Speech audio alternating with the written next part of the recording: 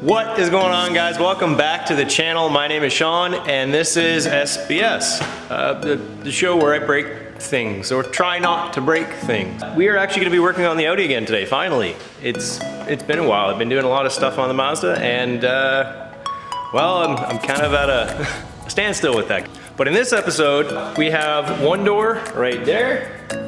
Yeah, that one's black. And we have another door here. That one's white. Both of the doors are not the correct color of the car. So along with mounting the doors and switching over the electronics and the interior door panels, I'm gonna try and actually start doing some body work. The front bumper has some scuffs on it and some actual cuts into it from when it was in an accident on the other vehicle that I got that bumper from. So I'm just gonna sand that down, put some light body filler on there, and then sand off the rest of the paint from the bumper to get it basically prepped for when this thing goes to paint. Also on the docket for today, I am going to be trying to remove this 3M film that they have on this hood that I picked up because I have to get that ready for paint as well, because if we're gonna try and match that silver, I need something that's ready for paint. So we're gonna try and do all of that in this episode, so I hope you stick around to see the work.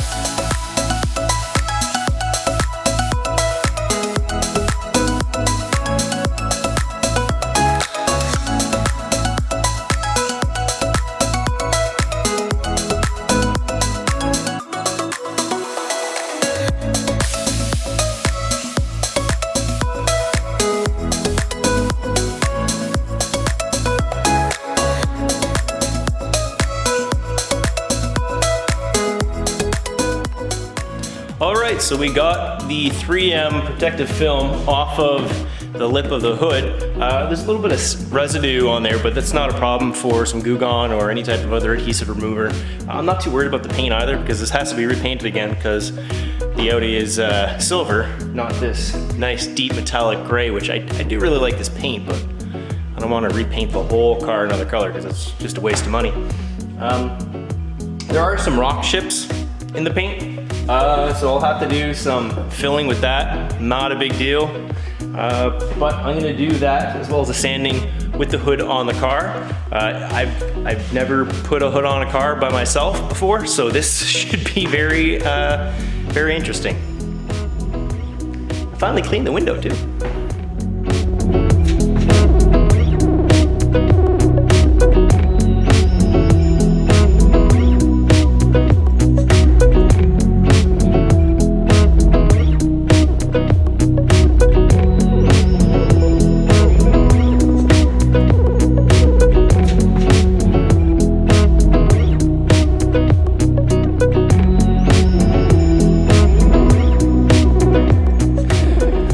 Enjoyed watching that misery. I couldn't get the hood on myself. You need a certain angle to be able to get the two bolts on either side in these brackets. You have to get this bolt first and then this one, or else if you try to do this one first, when the hood comes down, it hits the fender and that causes, you know, problems.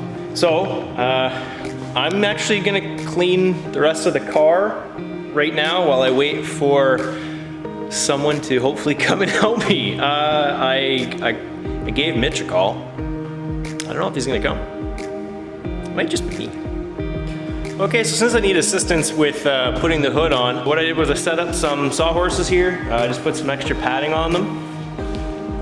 And I'm basically going to be putting the doors on there one at a time.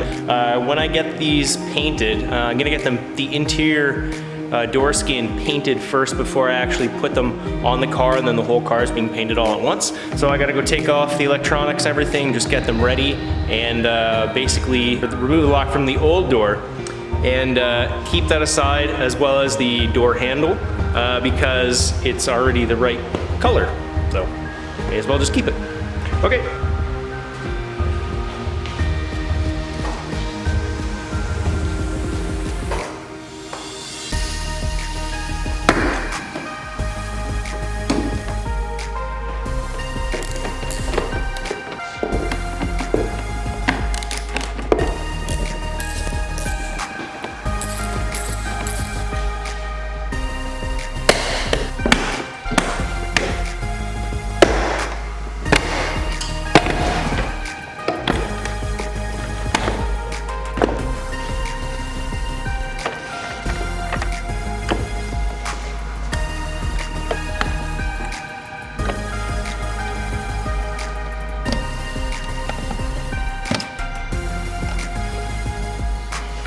All right, so we finally got our body panel off.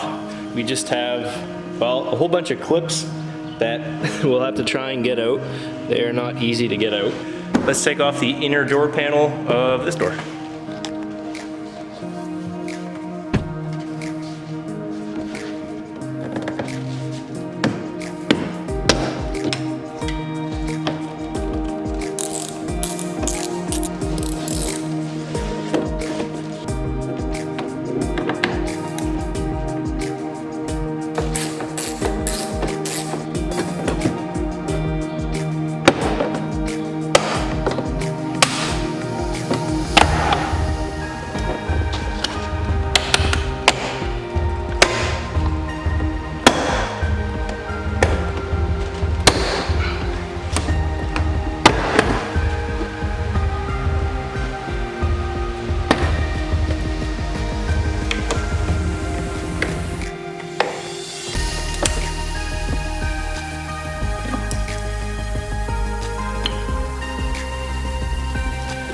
Okay, so we got our door skin off, and I mean, for the most part it looks identical to the other one, but I need to make sure that the part numbers in there are the same as the other door, and then I know for a fact the speakers are different.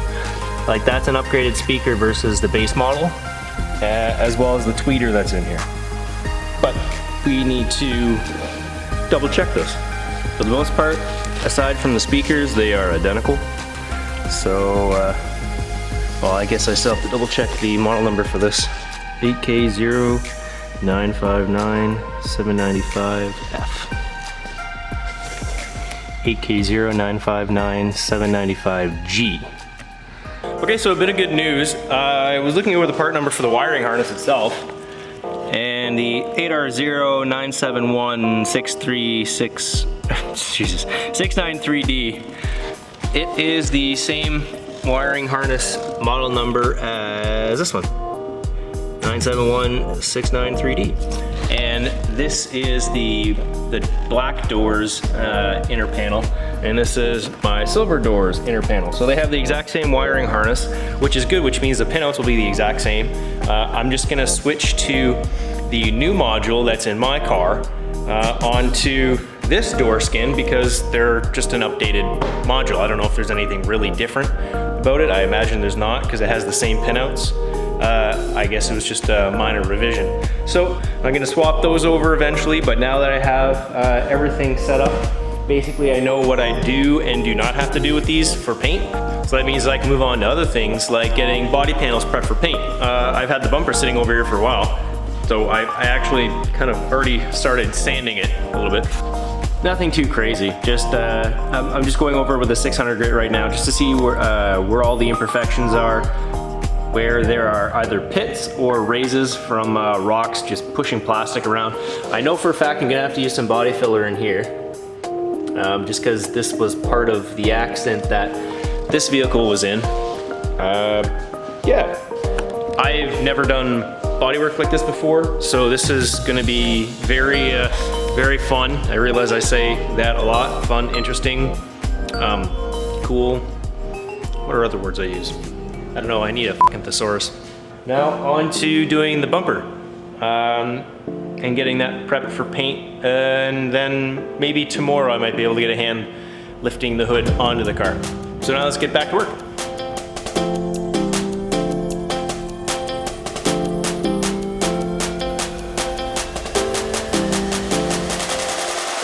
I don't know where my goggles went. We gotta be safe, right? We gotta be safe. Oh, we're going on a shop tour. I imagine there's some kind of musical interlude that I just interrupted by saying that I can't find my goggles. Goggles! Ow. Woo! Can't wait to work. Can't wait to work. Oh, it's bright. Sanding time.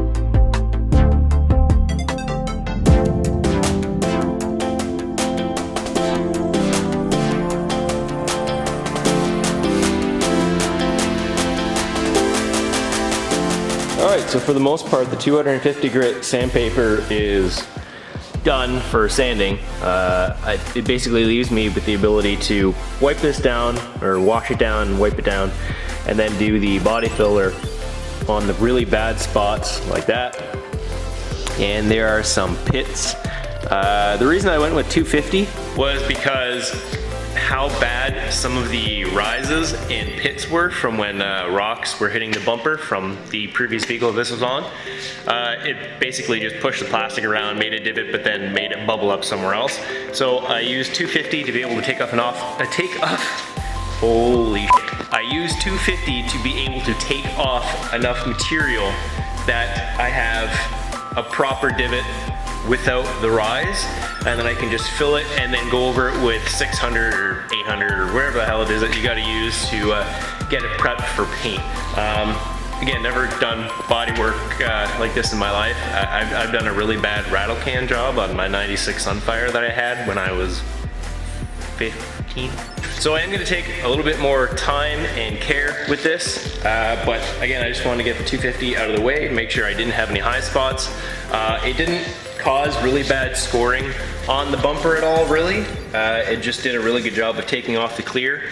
But when I go over it with the 600, that should even out any type of scratch marks that are on the bumper.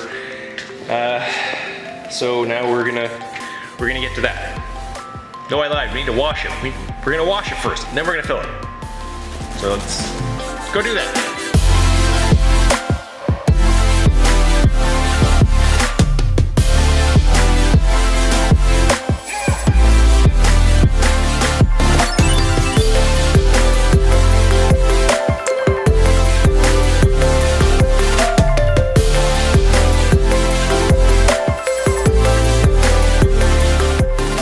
Okay, so it was actually a couple weeks later, maybe months, but I stopped by my local Canadian Tire and I got some grease and wax remover.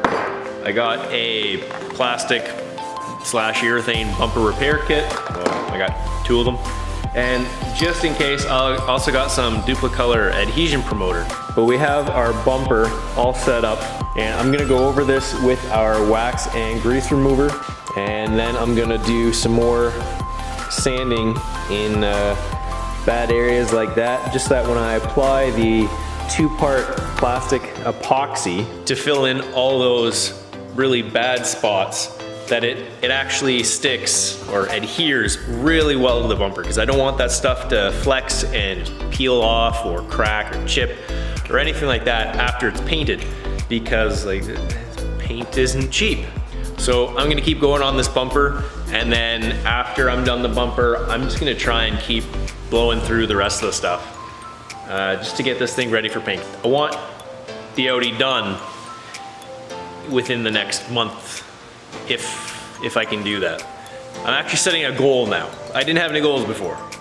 Now there's a goal, a month.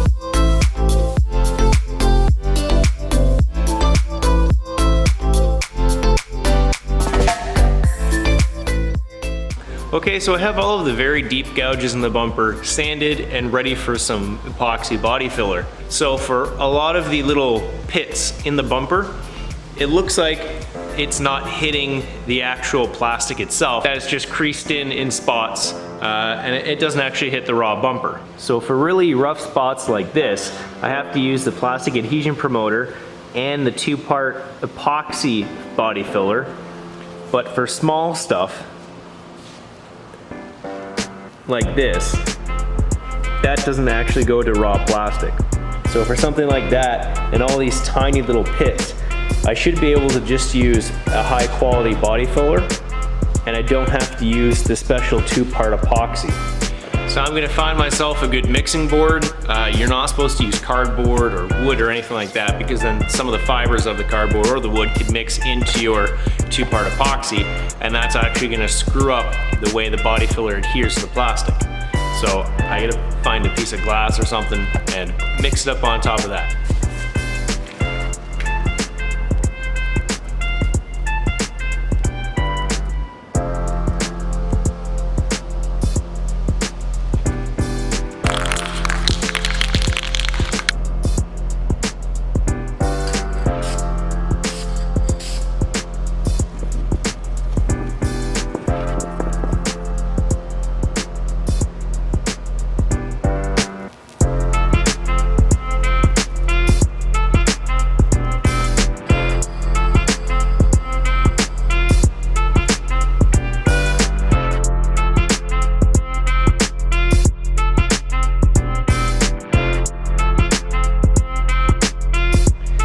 Alright, so now that I've filled in the spots that I feel really needed it with the two-part epoxy that's meant for plastic bumpers, I am going to move on to trying to take off this lower piece from the passenger side door. You can see that it was part of the accident. I've already started to try and take it off.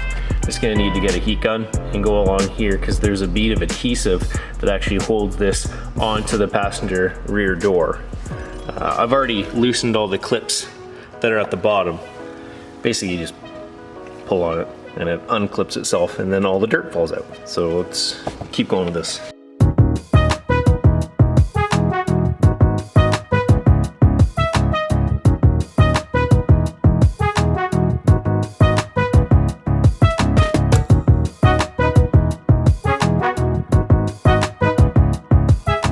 So I just finished taking that door molding off, and I figured, you know, enough time had passed. It's been about an hour, maybe hour and 15 minutes.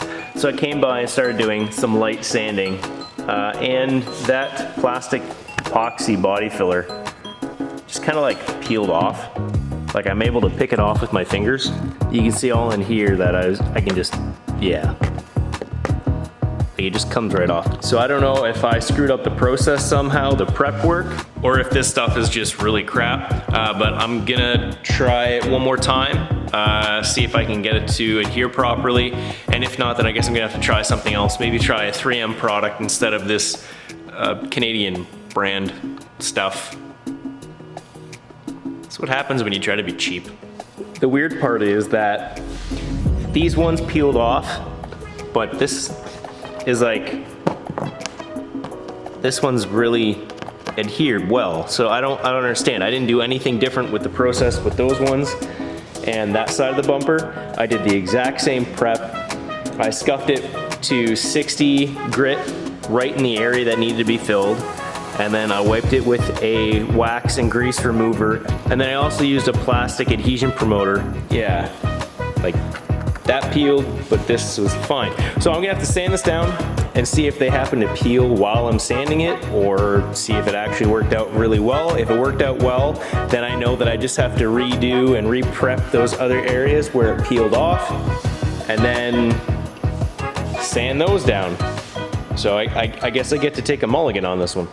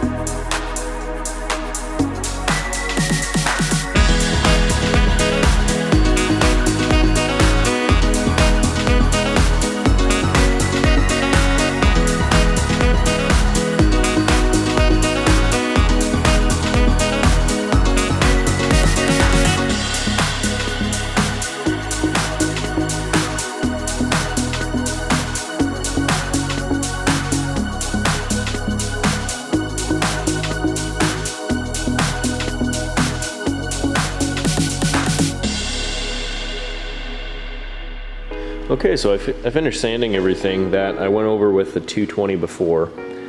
When I was having trouble with the epoxy filler peeling up. I didn't have that issue this time. It actually set up really well, and it adhered to the bumper pretty well. So I resanded everything down with the 220, and then I went back over the entire bumper with 400 grit. Now I do need to scuff up some more areas. You can see there's a little bit of a shine in there and in there, so you can see the clear coat still needs a little bit of sanding before I can take it over to paint. So I do still need to do some glazing putty work, just to go over all the epoxy parts that I did, just to make sure that any of the sandpaper scratches or anything like that are filled in properly, and then sand that down with a 600 grit, and then basically prime everything, or at least prime the spots that I filled, and then this bumper should technically be good to go for paint. And then all I have left to do is the rest of the car. So that is basically it for this episode. I realized I did not get everything done that I hoped to get done, but I did still make a pretty significant dent. But that is it for me for this episode. Thank you so much if you watched this. If you guys have any tips for prepping a bumper for paint, especially that it's a thermoplastic bumper, when they're molded, they have a mold release built into the plastic pellets. So when they're molded, they just pop right out without the need of an additional mold release like a spray or something like that. So if you do have any type of assistance you can give me, let me know in the comments. Let me know if I'm screwing up really badly. I did a lot of research to try and figure out how to do a thermoplastic bumper, but there's not that much information out there because there's a lot of confusion.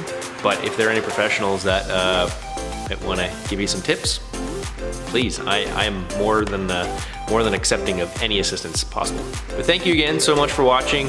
Please like and subscribe to this channel if you find that the content that I do actually speaks to you and helps you out, or makes you question life itself. Also check me out on Instagram at SBSCars. I just started the Instagram recently, and I've started to have a backlog of photos I was trying to upload to there, so a lot of the stuff that you'll be seeing on there has already happened in episodes that you've probably already watched, but I mean, you'll have sneak peeks of future stuff that is coming up, episodes that haven't actually come out yet. So follow me over there on Instagram. Thank you one last time for giving a shit about me and my stupid vehicle. I'll catch you guys in the next episode.